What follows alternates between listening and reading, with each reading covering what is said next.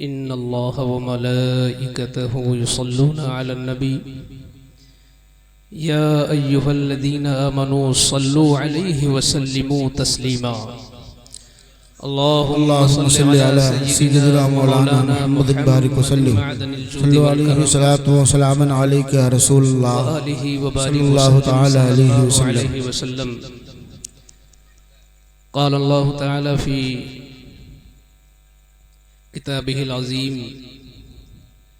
बिस्मिल्लाहिर रहमानिर रहीम उदउ इला सबीलि रब्बिका बिल हिकमति वल मौइज़तिल हसनह।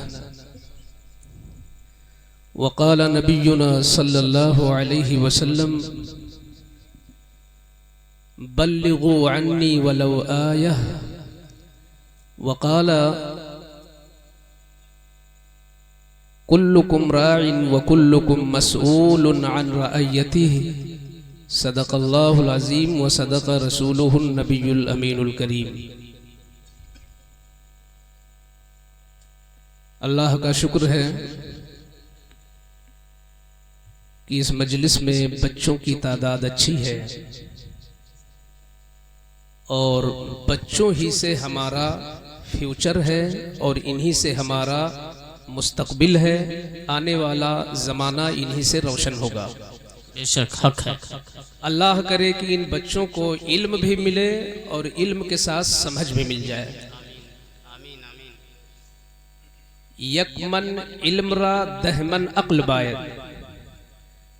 सिर्फ इल्म हो और इंसान के अंदर समझ बूझ न हो तो उसका इल्म इतना फायदा नहीं देता।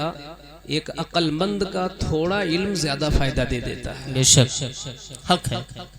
इसीलिए अल्लाह ने कुरान पाक में जब अपने नबी का तारुफ कराया है तो सिर्फ इल्म से नहीं बल्कि हिकमत से, कि ये जो नबी हैं ये अपनी उम्मत को इल्म भी दे के जाएंगे और कब्र में जाने से पहले ये अपनी उम्मत को हिकमत भी दे के जाएंगे। बेशक सुभान अल्लाह।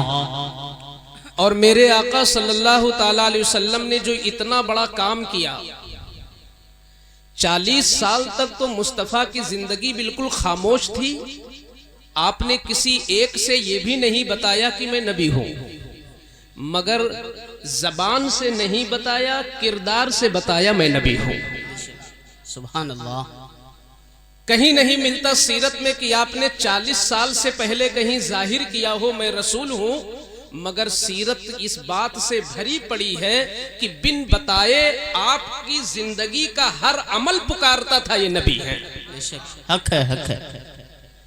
सिर्फ 23 साल का जमाना मिला और उस 23 साल के अंदर हुजूर ने इतना बड़ा काम किया कि पूरी दुनिया के अंदर इस्लाम।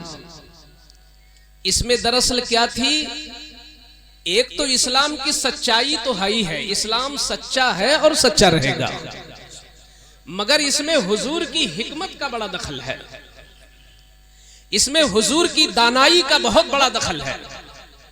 हम लोग अपनी जो दानाई अल्लाह की तरफ से मिली है अगर इस्तेमाल नहीं करेंगे तो मुझे लगता है कोई भी मशीन रखी हो अगर यूज ना हो तो वो मशीन बिगड़ जाती है। हम लोगों के पास भी अक्ल है, अगर अक्ल न होती तो हम बारीक बारीक झूठ कैसे बोल ले जाते हैं। अक्ल न होती तो हम अपने तमाम गुनाहों को कैसे छुपाए बैठे हैं। इसका मतलब अक्ल है, तो जब अक्ल है तो उसे दीन में इस्तेमाल किया जाए। आओ बताएं हुजूर ने कितनी अक्लमंदी दीन के मामले में किया। हुजूर इस सिलसिले में इतने चाको चौबंद थे कि सहाबे कराम का चेहरा पढ़ा करते थे और लोगों के हालात का मुताला किया करते थे कि लोग किस पोजीशन में हैं। अगर हुजूर देखते कि इनके अंदर बड़ी हरियाली दिख रही है, हशाश बशाश चेहरा है, मूड अच्छा है, हालात अच्छे हैं, तो हुजूर दीन की कोई ना कोई बात बता दिया करते थे। सुभान अल्लाह। लेकिन अगर हुजूर ये देखते कि इनमें उकताहट है और ये बोझ महसूस कर रहे हैं, इनका बच्चा बीमार है, इनका दिल यहां नहीं लगता, इनके घर में खाना नहीं बना है, ये परेशान है, तो ऐसी सूरत में किसी को जबरन दीन नहीं बताते थे। ला इकराहा फिद्दीन, दीन में जबर नहीं है, दीन इतना प्यारा है कि आप खुद उसमें चले जाओगे। मुझे बड़ी खुशी है कि आज की इस प्रोग्राम की क़ियादत हाफिज़ व कारी शाहिद साहब बड़ी मोहब्बत से कर रहे हैं। ये उनकी मोहब्बत की पहचान है कि हजारों किलोमीटर का वो सफर करके आए हैं इस माहौल में भी, बेशक ये उसकी पहचान है। और उनका जो खानवादा है पूरा, ये एक चीज हमें मिली है कि इनमें अल्लाह ताला ने एक चीज दी है कि हर एक के अंदर इतना मिलता है कि हाँ दीन का काम होना चाहिए।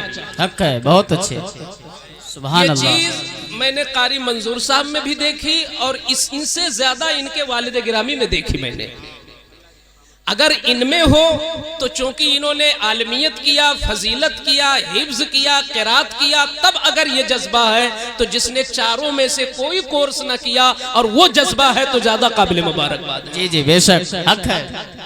और मुझे लगता है कि इनकी इस मंजिल में पहुंचने में उनकी बहुत बड़ी कुर्बानी है। जी बेशक। लोग ये समझते हैं कि मजलिसों में कभी बाप का जिक्र होता है, कभी बेटे का जिक्र होता है, माओं का जिक्र क्यों नहीं होता। तो मैं एक बात बोल दूं कि अगर इनके वालिद इतना बड़ा काम कर रहे हैं तो इनके वालिद पर बहुत बड़ा एहसान है इनकी वालिदा का। अगर वालिदा चाहे तो इनके वालिद का कदम बाहर ना निकल सके। आपने कभी सोचा ये जितने बड़े बड़े खतीब गुजरे, जितने बड़े बड़े पीर गुजरे, जितने बड़े बड़े आलिम गुजरे, इनकी तबलीग में इनकी बीवियों का बहुत बड़ा रोल है। अगर वो ना चाहे तो हम घर से कदम नहीं निकाल सकते। क्यों नहीं निकाल सकते? इसलिए कि जो 4 बच्चे हमारे हैं उनकी जिम्मेदारी हम पर है। ये दुनिया ने समझ लिया है कि शायद मां पर है।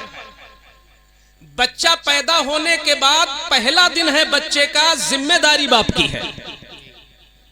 वो क्या खाएगा, कहां से खाएगा, कैसे खाएगा, ये जिम्मेदारी मां की नहीं होती, बाप की होती है। मगर कुर्बान जाओ उस मां की ममता पर कि जिसने आज तक सोचा भी नहीं कि जिम्मेदारी बाप की है। हालांकि शरीयत कहती है कि माएं चाहे तो दूध पिलाने की उजरत भी बाप से मांग ले। मगर मुझे लगता है कि इस जिहालत के दौर में भी, इस जिहालत के दौर में भी जाहिला से जाहिला माँ हो मगर दिल में वो ममता होती है बच्चों के तई कि कभी अपने शौहर से दूध का पैसा नहीं मांगा है। सुभान अल्लाह। हमने घर में राशन नहीं भी रखा है, भूल गए, तो भी हमारी बीवी को फिक्र है कि शौहर आ रहे हैं प्रोग्राम करके, रोटी कहां से दूंगी। चाहे वो पड़ोस से मांग के लाएं या किसी से मंगवाएं, मगर रोटी देना अपनी जिम्मेदारी वो समझती हैं। हालांकि हमें सोचना चाहिए कि जब मौलवी साहब ने मेरा निकाह पढ़ाया था तो नान नफका की जिम्मेदारी हमने कबूल की थी। ये तो मेरी बीवी का एहसान है कि वो के ले रही है जिम्मेदारी। भाई नान नफका की जिम्मेदारी हमने लिया था। नान का मतलब खाना हो गया, और जितना मसाला या कैसे आएगा ये सारा खर्चा भी मेरी जिम्मेदारी थी। मगर जब सारी जिम्मेदारी मेरी वो निभा रही है तो अगर शादी गांव में मैं तकरीर कर रहा हूं तो 25% मेरा हिस्सा है, 75% मेरी बीवी का हिस्सा है। सुभान अल्लाह। तो मैं ये कह रहा था कि हुजूर ने दीन कैसे फैलाया, हुजूर ने लोगों की तबीयतों से फायदा उठाया कि लोग किस तरह हैं, इनको क्या बताया जाए। हम यही तबलीग करते फिर रहे इस वक्त पूरे हिंदुस्तान में कि ये लोगों, आज के दौर में कोई कितना भी बड़ा तुर्रम खा हो, किसी के नाम पे कोई 4 आदमी यूं ही नहीं 10 मिनट रुकेंगे। किसी के नाम पर 4 आदमी नहीं रुकेंगे किसी चौराहे पर, मगर ये अल्लाह का एहसान है कि ये 500 लोग बैठे होते हैं। ये हुजूर के नाम पर आते हैं, ये दीन के नाम पर आते हैं, ये दीन की ग़िज़ा लेने आते हैं, ये रूह की ग़िज़ा लेने आते हैं, ये ईमान की ग़िज़ा लेने आते हैं। सुभान अल्लाह। तो हमें इसका फायदा उठाना चाहिए। हमारे यहाँ हम ये नहीं समझते ये बड़े पीर का है, हम बड़े पीर का नाम तो बड़े तमतराक से ले लेते हैं, और बड़े पीर कि करामात तो हम बयान कर देते हैं, मगर उनकी सबसे बड़ी करामत जब कभी गौर किया कि उनकी तकरीर बड़ी सादी होती, लेकिन अल्लाह की कसम सीरत में लिखा है कि जब तकरीर खत्म होती तो कई कई मुर्दे उठाए जाते जो उनके जिक्र की बरकस की ताब न ला सकते थे, रूह निकल जाती। और फिर उसके बाद हमारे यहाँ जो लाइन लगती है तो ज्यादा से ज्यादा मुसाफा मिलाने की लाइन लगती है, और यूं तो लाइन लगती भी नहीं तो कहीं कहीं शाजो नादिर होता, वरना लोग उठ के यूं ही चले जाते। बड़े पीर की जब तकरीर खत्म होती तो अलग अलग लाइन लगती। ये वो लोग हैं कि जो आज झूठ से तौबा करेंगे इनके हाथ पर, ये वो लोग हैं जो आज शराब नोशी से तौबा करेंगे, ये वो लोग हैं जो हसद और जलन के शिकार थे, मगर गौसे आजम का खिताब सुनकर आज ये तौबा के लिए तैयार है। सुभान अल्लाह। हत्ता कि यहूदी जो अपने मजहब में इतना कट्टर है कि वो इस्लाम को निगलने की कोशिश कर रहा है, मगर उसे पता नहीं शायद कि इस्लाम तेरी नब्ज न डूबेगी हश्र तक, तेरी रगों में खून है। वाह वाह वाह, नारे तकबीर, नारे रिसालत, मसलके आला हजरत, जश्न गौफुल वरा, नारे तकबीर। बहुत अच्छे। यहूदियों की लाइन लगी होती, गौसे आजम की तकरीर सुनकर न जाने कितने यहूदी इस्लाम कबूल कर लेते। ये क्या था? ये उनकी तबलीग में हिकमत थी। आज भी अगर अल्हम्दुलिल्लाह हम लोग, खुद मैं अपने आप को कहूं कि अगर हम हकीमाना तकरीर करें तो मुझे लगता है कि बहुत काम हो जाएगा, और गैरों ने वो काम कर लिया। अच्छा आप लोग ये बताएं, हमारे मुल्क हिंदुस्तान में यहूदी भी रहते हैं कि नहीं? है यहूदी। हमारे मुल्क हिंदुस्तान में ईसाई रहते हैं, लेकिन कितनी बार अपने उनका पोस्टर देखा है? उनके जलसे का पोस्टर नहीं दिखा, उनकी महफिलों का कहीं शामियाना लगा नहीं देखा गया। मगर आपको मालूम होना चाहिए, आप इतने बड़े बड़े पोस्टर छपा कर भी, और इतने बड़े शामियाने लगा कर भी, और इतने लोगों को बुला कर भी आप अपने इस्लाम को उतना नहीं बता पाते जितना यहूदी अंडरग्राउंड अपनी यहूदियत को पिला रहा है। हम इस्लाम की गिज़ा लोगों को दे ही नहीं पाते। अगर इस्लाम की सही गिज़ा हमारे लोगों में पहुंची होती तो क्या मजाल है कोई बेटी मुसलमान होकर फिर इस्लाम से निकल जाए? हो ही नहीं सकता था। दरअसल वो नाम की मुस्लिमा थी, क्योंकि बाप मुसलमान था, माँ मुसलमान थी, इसलिए होश खोला तो वो भी समझी मैं भी मुसलमान हूँ, मगर उसने इस्लाम की ना कीमत समझी ना इस्लाम की कदर जानी, इसलिए वो गैरों से मुतासिर होकर चली गई उसके साथ। हमें जरूरत है कि अपनी तबलीग को हम ताकतवर करें। आज के दौर में तबलीग कैसे होगी? बड़ी माजरत के साथ कहना चाहूंगा कि जो सबसे पहला पॉइंट है वो ये है कि वक्त का लिहाज रखा जाए। अगर वक्त का लिहाज नहीं रखा गया तो कोई चीज कारामद हो ही नहीं सकती है। और हम मुसलमान कितने कमजोर अक्ल वाले हैं कि लड़की की शादी करते हैं तो रुखसती का वक्त बता देते हैं। लड़की की शादी में हम खाने का वक्त तो लिख देते हैं। लड़की की बारात आने वाली है तो हम बारात का वक्त बता देते हैं। मगर ये दीन इस्लाम जो एक प्लानिंग है हमारी, एक हमारा मनसब है, एक हमारा नज्म है, इस दीन को बताने के लिए हमारा कोई नज्म नहीं होता कि हम किस वक्त अपना प्रोग्राम शुरू करेंगे, किस वक्त खत्म करेंगे, हम कैसे कैसे बताएंगे, इसके तय हमारी कोई प्लानिंग ही नहीं होती। इसलिए हमारे जलसे सब नाकाम हो रहे हैं। मैं आपको बताऊं, मैं किसी पर तनकीद नहीं करता। अगर बात करेंगे हुजूर गौसुल आजम की तो आप कहोगे ये 900 साल पहले की बात, आज सादी गांव वाले कैसे उनकी पैरवी कर सकते? तो दूर न जाओ।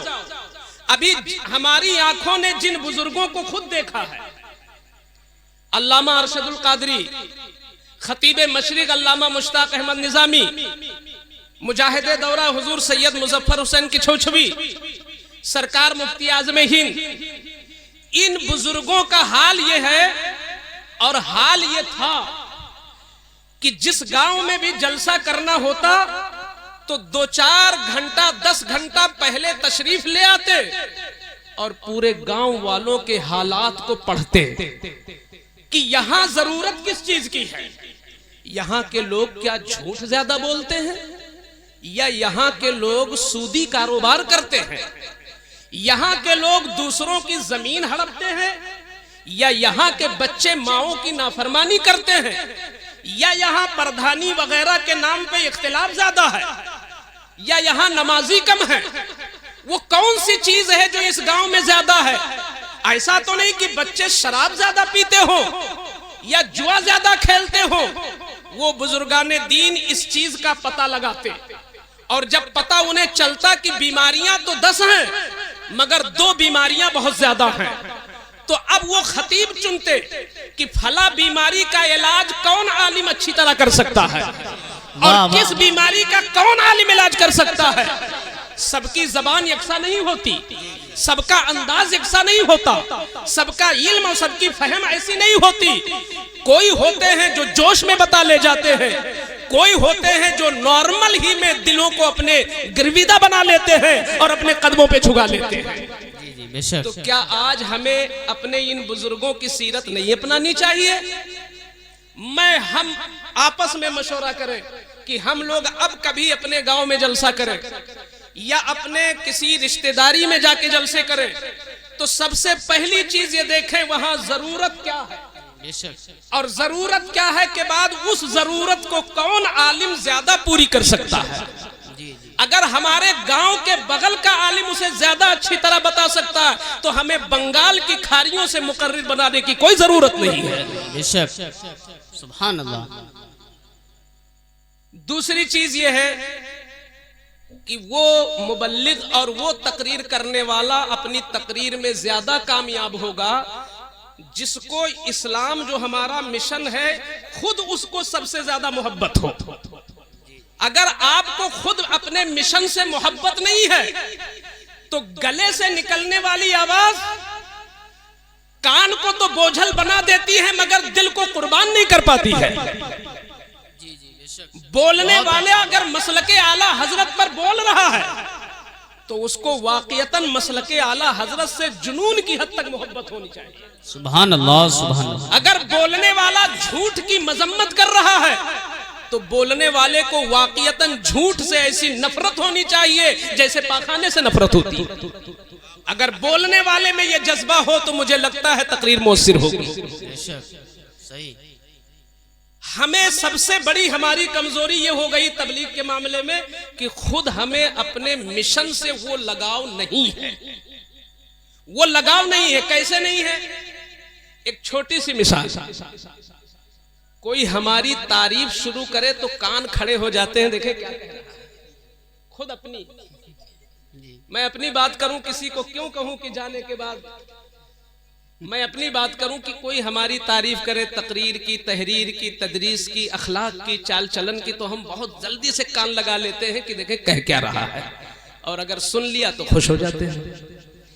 इसी तरह अगर कोई हमारी माँ या हमारे बाप की तारीफ करे तो भी हम खुशी से सुनते हैं कि देखें क्या कह रहा है।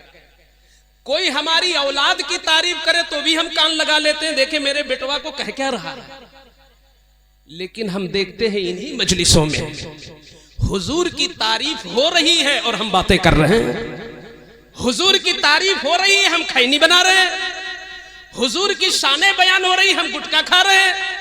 हुजूर की अजमत की बात हो रही है और हम आपसी चीनी गोइयों में लगे। मतलब यह हुआ कि आप जबान से तो दावा करते हो कि हम सबसे ज्यादा इस्लाम से मोहब्बत करते हैं, मगर तुम्हारा अमल बोलता है कि तुम अपनी इज्जत से ज्यादा मोहब्बत करते हो और इस्लाम से उतनी मोहब्बत अमली तौर पर नहीं है, जबानी तौर पर है। जिसको इस्लाम से सच्चा प्यार होगा तो जहां नामे इस्लाम बुलंद होगा उसके कान खड़े हो जाएंगे कि देखें मेरे आका की कौन सी शान बयान हो रही है और मेरे आका की कौन सी अजमत बयान हो रही है। सुभान अल्लाह। दूसरी चीज है, हमारे जलसे क्यों नाकाम होते हैं? हमारे जलसे से मुराद हमारी तबलीग। मौलाना अबरार साहब है ना, अच्छा, मौलाना अबरार साहब इधर ही के हैं रहने वाले, मगर वो देखे अच्छा, एक चीज हमने ये देखा है कि मसलन आज का जलसा, इसकी बागडोर हाफिज शाहिद साहब, मौलाना मंजूर साहब, इनके वालिद साहब या और खानवादे के लोग हैं जो लिए हुए हैं हाथ में, तो जितनी फिक्र इनको है उतनी फिक्र हम सबको नहीं है। जी, जलसा फलाप हो जाए या जलसा कामयाब हो जाए, हमें नो टेंशन, लेकिन कराने वाला हर पहलू ये सोचता है हमारा हर आने वाला आदमी जम जाए और हमारे जलसे का मैसेज अच्छा चला जाए। तो इसका मतलब ये हुआ कि अगर हमको इन्हीं की तरह जज्बा नहीं है तो इसका मतलब यह निकला कि हमें दीन से वो सच्चा लगाव न रहा। क्यों? इसलिए कि इस महफिल के अंदर कारी शाहिद के आबा अजदाद की बात नहीं हो रही है, इस महफिल में तो मसलके आला हजरत की बात हो रही है, यहाँ दीने मोहम्मदी की बात हो रही है। तो जब दीन का परचम बुलंद हो रहा है तो हर मौलवी साहिबान को खुश होना चाहिए कि मेरे मसलक की यहाँ बात हो रही है। सुभान अल्लाह, सुभान अल्लाह, बहुत अच्छे, बहुत अच्छे। अरे वाह। तो होना यह चाहिए कि सब लोग मिल करके जलसे को कामयाब बनाएं। और जब पुरनूर माहौल में अच्छी बातें होती हैं तो कान के रास्ते से दिलों में जाके जगह ले लेती हैं। तो हमें अपने मिशन से सच्चा लगाव होना चाहिए। हुजूर का मिशन क्या था कि इस्लाम को फैलाना है तो फैलाना है, यही मिशन था। अब एक छोटी मिसाल दे रहा हूं कि देखिए हुजूर को कितना लगाव था दीन इस्लाम से। जब आपने मक्का में ऐलान कर दिया, और चूंकि हक हक होता है, कागज के फूल में तो खुशबू नहीं होती, हक हक होता है। जैसे ही इस्लाम का ऐलान हुआ तो लोग फौज दर फौज आए दिन इस्लाम में आने लगे। तो अब उनको खलबली मची कि मेरा धर्म तो कई हजार साल पुराना और ये नया धर्म लेकर के आए और इतनी तेजी के साथ विरोध कर रहा है इनका धर्म। इसी तेजी के साथ अगर फैला इस्लाम तो चंद सालों के अंदर तो हमारा नामो निशान ही मिट जाएगा और ऐसा लगेगा कि कोई धर्म जमीन पर था ही नहीं, ऐसा हो जाएगा। ये उनको फिक्र हुई। तो जब फिक्र हुई तो वो सब के सब एकजुट हुए और एकजुट होने के बाद हुजूर के चचा के पास गए, सैयदना अबू तालिब के पास। आप मक्का के सरदारों में हैं, आपका भतीजा बहुत गलत कर रहा है। अबू तालिब ने पूछा क्या? आपके भतीजे जो मोहम्मद नामी है वो एक नया दीन लेके आए हैं, लेकिन न जाने कौन सा अंदाज है उनके पास कि उनके सामने अब किसी की चलती नहीं है। और अय अबू तालिब, अगर उनका दीन इसी तरह बढ़ता रहा तो हम लोगों का क्या होगा? इसलिए अब पानी सर से ऊंचा हो रहा है। आप अपने भतीजों को समझाइए और कह दीजिए उससे कि अगर उसे हुस्न की जरूरत है तो अरब की सबसे खूबसूरत लड़की उसी के निकाह में होगी, और अगर मकसद उसका है रुपया पैसा तो दिरहम और दीनार के ढेर लगा दिया जाएगा, मगर रुक जाए अपनी तबलीग से। और अगर शोहरत चाहिए, हुकूमत चाहिए तो हम लोग उसको तख्त पे बिठा देंगे और कहेंगे यही हमारा बादशाह है। लेकिन शर्त यह है कि तबलीग से रुक जाए, इस्लाम की बात ना करे बस। चचा को भी थोड़ी देर के लिए समझ में आई कि भाई मैं अकेले कहां तक पंगा लूंगा, तो सरकार से मिले और कहा कि बेटा भतीजे, लोग ऐसा ऐसा कहते हैं, तुम हक पे तो हो मगर कुछ मसलहत से काम लो और इतनी तेजी के साथ अपनी तबलीग न करो।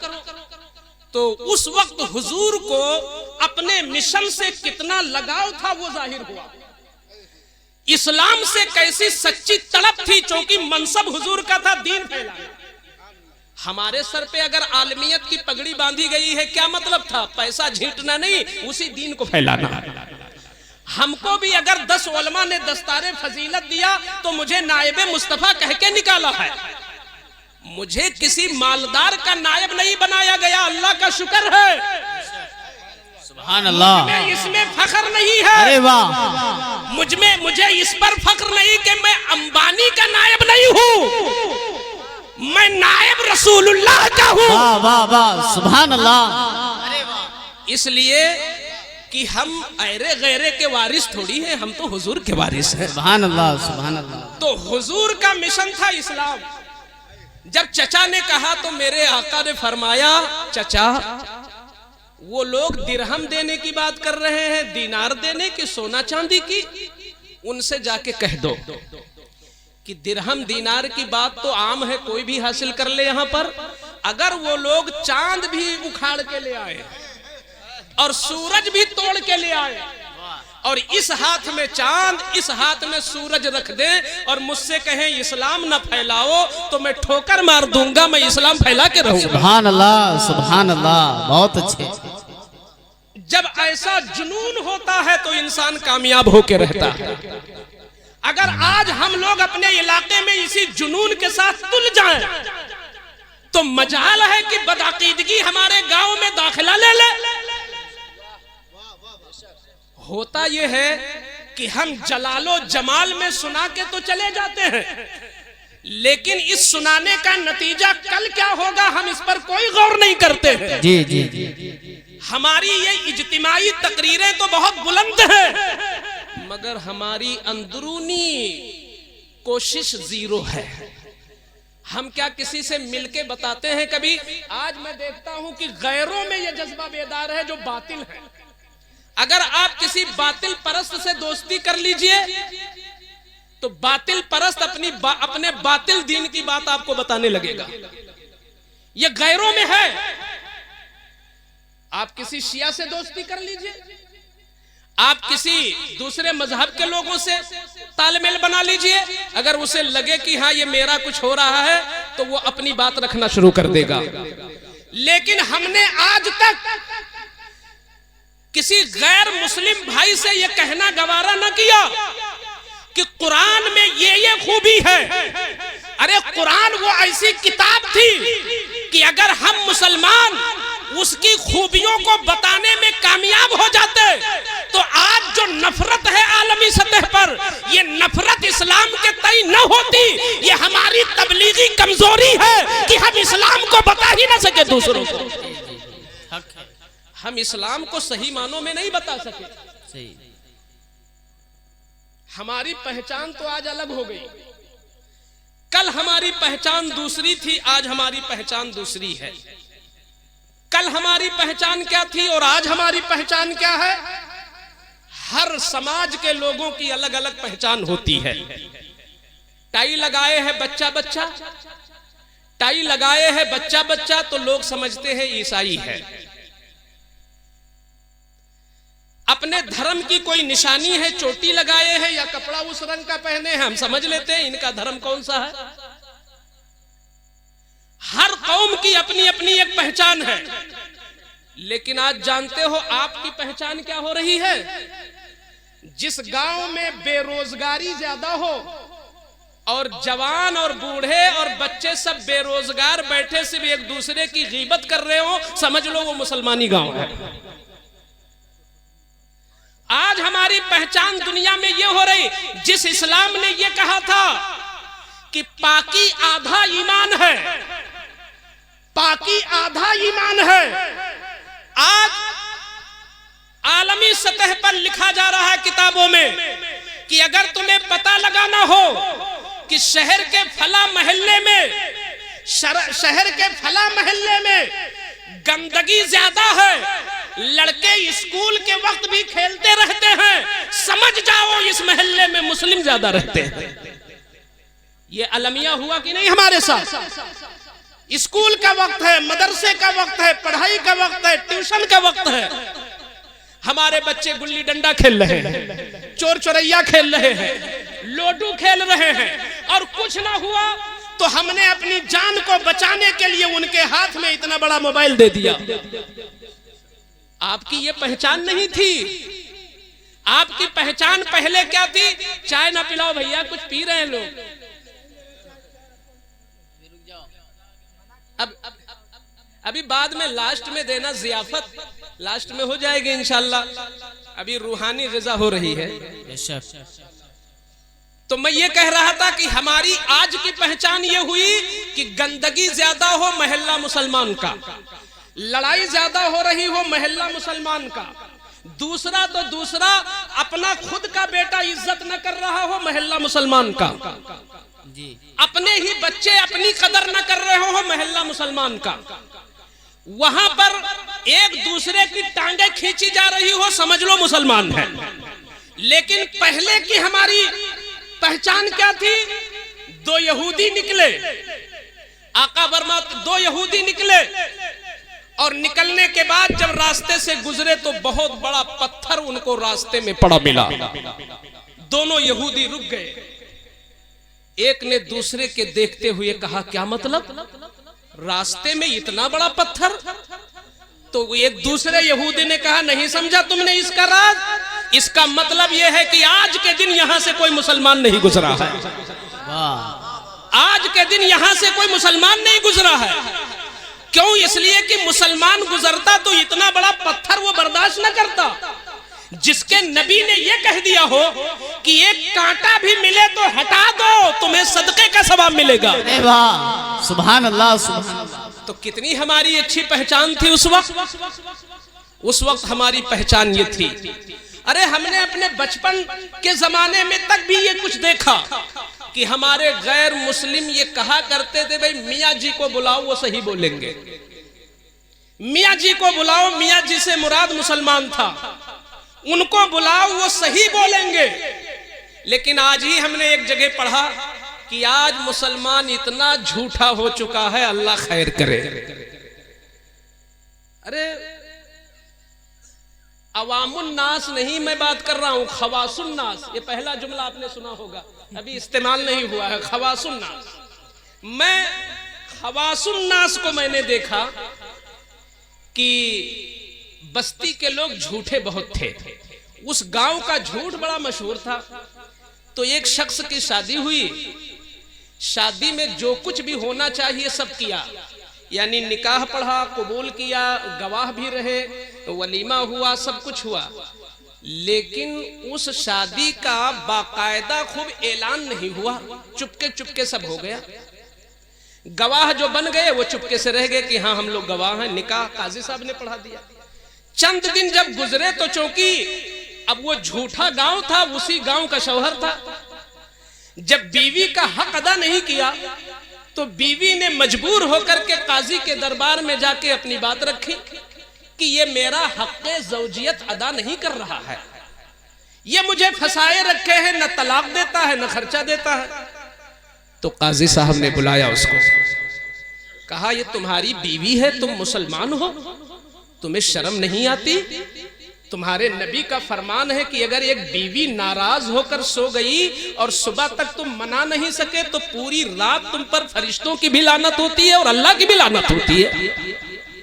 तो एक रात की लानत तो तू बर्दाश्त नहीं कर पाएगा, तू महीनों से दुखी किए है अपनी बीवी को। तो ये अब झूठा तो था ही। उसने कहा अरे हजरत हम इसको जानते ही नहीं, ये कौन है। इतना सफेद झूठ बोला। उसने कहा मैं इसको जानता ही नहीं। तो बीवी अब हक्का बक्का रह गई। बीवी ने कहा कि नहीं हजरत मेरा निकाह हुआ है और गवाह जो थे मैं उनको जानती हूं, लाके हाजिर कर दूंगी। तो काजी साहब ने कहा हाँ अगर गवाह आ गए तो मैं तुम्हारी बात मान लूंगा, जाओ गवाहों को लाओ। गवाह लोग बिक चुके थे, जैसे लोग वोट वगैरह में अंदर अंदर बिक जाते हैं। अब आज का मामला यह है कि सामने कोई सही बोलने के लिए तैयार नहीं। बहुत कम लोग होते हैं जो अपना नुकसान करके शरीयत की बात करते हैं। अल्लाह ऐसे लोगों को उम्र खिज़्र अता फरमाए। आमीन। आज गांव गांव में सब लोग जानते हैं कि फला घर में 4 भाई है और फला भाई जुल्म कर रहा है 3 भाइयों पर। आगे पीछे तो लोग कहेंगे बड़ा जालिम है तेरा भाई, मगर जब मीटिंग होगी तो कोई नहीं बोलेगा। आज हालात इतने मुनाफकत के हो गए। अरे हक गोई यहूदी का काम नहीं था, मुसलमान का काम था। आंखों में आंखें डालकर सच बोलना मुसलमान का काम था। लेकिन कोई हक बोलने के लिए तैयार नहीं। तो वो दोनों गवाह बिक चुके थे। वो जब आए तो काजी ने जब पूछा तो कहा नहीं हम लोगों को तो कोई पता नहीं है कि कब इसका निकाह हुआ है। अब काजी हैरान कि बीवी की बात माने तो कैसे माने। तो उसने अकल लगाया, हिकमत से काम किया। मैंने कहा ना कि तबलीग में हिकमत की जरूरत है, दानाई की जरूरत है। तो उसने बुलाया बीवी को अलग, कहा ये बताओ तुम इनके साथ रहती थी? कहा हाँ। अच्छा ये बताओ उस मोहल्ले में या उस गली में या उस घर के दरवाजे पर कुत्ता था कि नहीं? तो उसने कहा नहीं, घर में तो पाला हुआ कुत्ता है। तो उसने कहा कि ये बताओ अगर कुत्ता तुम्हारे मुताबिक गवाही दे दे तो कुत्ते की गवाही मान लोगी? तो बीवी ने कहा हाँ मान लेंगे। तो उसने अपने आदमियों को बुलाया और कहा कि इस औरत को वहां पहुंचाओ दरवाजे पर।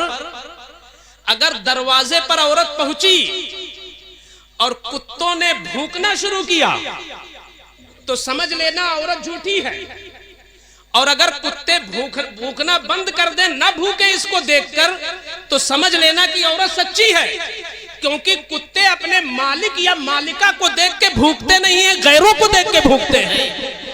अगर ये उस घर की रहने वाली होगी और उसको लुकमा देने वाली होगी और सुबह शाम रोटी खिलाने वाली होगी तो वो भूख नहीं सकते।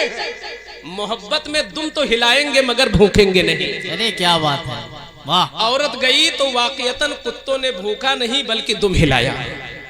काजी ने उस वक्त एक जुमला कहा कि उस कौम का हाल अल्लाह ही खैर फरमाए और उस बस्ती पर अल्लाह की लानत हो कि जिस बस्ती का कुत्ता मुसलमान से बेहतर है।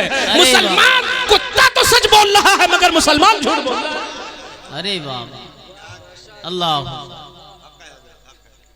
आज हम क्या इसमें से बहुत सारे लोग होंगे, क्या हम इस चीज का आज अहद नहीं कर सकते हैं? ए मेरे मौला, मेरे जो साबिका झूठ है माफ कर दे, आज के बाद तो मुझे तौफीक दे दे, मैं झूठ नहीं बोलूंगा। तौबा कर ले, दिल में तौबा कर ले। चोरी करने वाले पर अल्लाह ने लानत नहीं भेजी मगर कुरान में जगह जगह झूठे पर लानत भेजी। लानतुल्लाह अलल काज़िबीन, झूठे पर अल्लाह की लानत। तो अगर हमारी तबलीग, हमारी तकरीर, हमारे जलसे इसलिए भी नाकाम है कि वो सच्चाई जो इस्लाम वाली सच्चाई थी आज हमारे दामन से गायब हो गई है। एक खतीब जब तक के बुलाने वाले को ये न पता चल जाए कि हाँ गाड़ी में बैठ चुके, तो बुलाने वाले को ये यकीन नहीं होता कि खतीब साहब आ ही जाएंगे। ये कहां से रुझान आया? अल्लाहु अकबर। आप मुबल्लिग हैं और बुलाने वाला जब खुद मशकूक है तो आपकी तकरीर से वहां रोशनी होगी? नहीं, अंधेरा होगा वहां पर। हमारा जो हम मुबल्लिग हैं खुद, हमारा जो जाहिर, हमारा जो किरदार हो वो बड़ा आला किरदार होना चाहिए। हमारे बुजुर्गों ने सिर्फ बोल बोल करके इस्लाम न फैलाया, न मसलक फैलाया है। बोलते कम थे, किरदार ज्यादा पेश करते थे। हमारे पास से किरदार उठ गया, हमारे पास इल्म कमजोर हो गया, हमारे पास हिकमत व दानाई खत्म हो गई। दूसरी चीज यह है कि एक चीज है ऐसी कि अगर आज हम जैसे लोग अगर उस चीज को अपना ले तो हमारी तकरीर में 4 चांद लग जाएंगे और हमारी तबलीग में 4 चांद लग जाएंगे। वो क्या है? हुस्ने अखलाक। हुस्ने अखलाक यानी अच्छा अखलाक, ये वो जौहर है, ये वो जौहर है, ये वो जौहर है। अल्लाह का शुक्र कि अगर बदतरीन तुम्हारा दुश्मन हो कोई लेकिन हुस्ने अखलाक दिखा दे तो आपका दिल नर्म हो जाएगा। एक इंसान आपको मारने के लिए चल पड़ा हो लेकिन आप अखलाक दिखा दो, मुझे लगता है कि हाथ से तलवार गिर जाए। आज हुस्ने अखलाक गायब हो गया। मुझे बात याद आ गई तो मैं सरकारे आला हजरत का हुस्ने अखलाक बता दूं। क्या था? दुश्मन को ढेर कैसे करते थे आला हजरत। यही गंज मुरादाबाद में सरकारे आला हजरत बारात में तशरीफ लाए थे। किसके बारात में? हजरत शाह फजले रहमा गंज मुरादाबादी के खानदान की लड़की थी या हजरत की पोती थी और बरेली से बारात आई थी। तो सरकारे आला हजरत भी मदऊ थे, आप बारात में तशरीफ लाए। निकाह वगैरह का जब सारा मामला हो गया, शाम के वक्त करीब के स्टेशन पर गाड़ी पकड़नी थी। सरकार आला हजरत चल रहे थे और साथ में कुछ मुरीदीन मुतवस्सिलीन भी चल रहे थे। वो दौर जरा आज का इतना डेवलप नहीं था, जंगली एरिया था वो। जैसे वहां से गुजर हुआ तो बागात थे और खेत वगैरह थे। वहां पर चोरों का एक काफिला मिल गया और सारे लोगों की नजर पड़ गई कि वो डाकू इकट्ठा हैं और अभी हम लोगों को लूट लेंगे। तो सबके पैर फूल गए। मैं बताना चाहता हूं कि असलहा ले लो। मोमिन का असलहा हुस्ने अखलाक है। इस हुस्ने अखलाक से तुम जिसको चाहो अपने कदमों पे गिरा लो। हुस्ने अखलाक। और बदखुल्की से तुम्हारा अपना सगा भाई भी दूर हो जाएगा, तुम्हारा शागिर्द भी नफरत करेगा, तुम्हारा उस्ताद भी नफरत करेगा। लेकिन हुस्ने अखलाक हो तो गैर मुस्लिम भी तुमसे मोहब्बत करेगा। सरकार आला हजरत ने जब देखा कि चोरों का काफिला और लोग डर गए, तो आपने फरमाया कि अच्छा तुम लोग डर रहे हो, मुझको आगे कर दो, मुझको आगे कर दो, मैं निपट लूंगा। सरकार आला हजरत चल रहे हैं। जब चोरों के करीब पहुंचे तो उन लोगों ने रोक दिया, कहां? जो कुछ हो जरा बाहर करो और फिर मौत के लिए तैयार हो जाओ। सरकार आला हजरत की पेशानी पे कोई शिकन नहीं आया। आप फरमाते हैं कि हम लोग तो आपके मेहमान हैं, ये आपका इलाका है, माशाअल्लाह ये आपका इलाका है और आपके इलाके के बहुत बड़े आलिम के हम लोग मेहमान हैं। तो मेहमानों के साथ अगर यही मुनासिब है तो लूट लो। ये जुमला था। तो उन चोरों ने लूटा नहीं, अपनी निगरानी में स्टेशन पहुंचाया और आला हजरत चलने लगे तो सबने बयात कबूल किया और सबने चोरी से तौबा कर लिया। सुभान अल्लाह, सुभान अल्लाह, वाह वाह, बहुत अच्छे। ये कहां रह गया हमारे पास? हम कहते हैं अगर आज भी हमारे साथ कोई बदखुल्की कर दे तो हम उसके बदले में हुस्ने खुल्क दे दे तो वो शर्मिंदा होकर के हमारे करीब आ जाएगा। लेकिन गांव गिराव का माहौल जरा उल्टा है। वो कहते हैं भैया 4 कसी तुम भागोगे तो हम 10 कसी भागेंगे, तुमसे कम है क्या? तुम रोजी चलाते हो। ये इस्लामी फिक्र नहीं है, ये कहीं और से थी जो घुस गई तुम्हारे अंदर, इसको निकाल के फेंक दो। इस्लामी फिक्र ये नहीं है। मैं इस्लामी फिक्र पेश कर दूं। आका ने फरमाया सिल मन कताअका, जो तुमसे भागे उसे दौड़ा के पकड़ो। कि कहां भाग रहे हो? तुम तो मेरे भाई हो। जो तुमसे भागे उसे तुम पकड़ो। आजकल अगर कोई किसी के यहां कोई फंक्शन हो, कोई किसी के यहां तकरीब हो, अगर दावत देने में आपने ताखीर कर दिया या कहीं खिलाने में कुछ आपने गौर फिक्र कम किया या उनके सामने किसी को अंदर खिला दिया, उनको बाहर खिला दिया, या किसी से पूछ लिया कि बोटी और चाहिए और उनको नहीं पूछा, कोई आपसे लफ्जिश हुई तो वो इतना नाराज कि क्या कहना। मैं कहता हूं अगर कोई अपने घर में तुमको दावत भी न दे तो अब उसका इलाज नहीं है कि तुम 50 जगह बुराई करो और उसको अपना दुश्मन बना लो। ये इस्लाम नहीं कहता। इस्लाम तो वो नुस्खा देता है कि जो तेरा सबसे बड़ा दुश्मन है वो तेरा सबसे बड़ा दोस्त कैसे बन सकता है। उसका तरीका ये है कि उसने अपने घर में तुझे दावत ना दी, अब जो तू अपने घर कुछ कर तो सबसे पहले उसी को दावत दे ताकि शर्मिंदा होकर वो तेरा दोस्त बन जाए। सुभान अल्लाह, सुभान अल्लाह, बहुत अच्छे। अगर ये तरीके हो जाए तो हमारी तबलीग का दायरा वसी हो जाएगा। तूफाने नूह लाने से चश्म फायदा, 2 कतरे ही बहुत हैं अगर कुछ असर करें। ये कारी मंजूर साहब की ख्वाहिश थी, वरना हम इतने थके हैं। सिर्फ जब तक तकरीर करते हैं जब तक हम तेज तर्रार रहते हैं, अभी बाद में बहुत कमजोर हो जाएंगे। 12 तारीख से अभी हम सोए ही नहीं हैं। 12 से मुसलसल, और भी ईरान तुरान के प्रोग्राम हो गए। 800 किलोमीटर, 1000 किलोमीटर पे आज है, 1000 किलोमीटर कल। तो इस तरीके से हम बहुत थके मांदे थे। मगर हमारे उस्ताद थे, उन्होंने एक बार अपने मकाले में एक शेर पढ़ा था कि ख्याले खातिरे अहबाब चाहिए हरदम, अनीस ठेस न लग जाए आप गीने को। तो अब हमें यह था कि कहीं इनके दिल के आबगीने को ठेस न लग जाए। इन्होंने हमारा नाम बड़ा रोशन अंदाज में दिया और हम ही ना आ जाएं। अब लोगों का क्या पता कि मामला क्या है। लोग तो ये समझेंगे कि इन्होंने बुलाया नहीं या वो वादा करके आए नहीं, तो या तो हम झूठे बनते या ये झूठे बनते। हमने सोचा ये भी सच्चे रहे, हम भी सच्चे रहे। तो इस वजह से हाजिरी कबूल करें। वमा अलैना इल्लल बलाग। अस्सलामु अलैकुम व रहमतुल्लाह।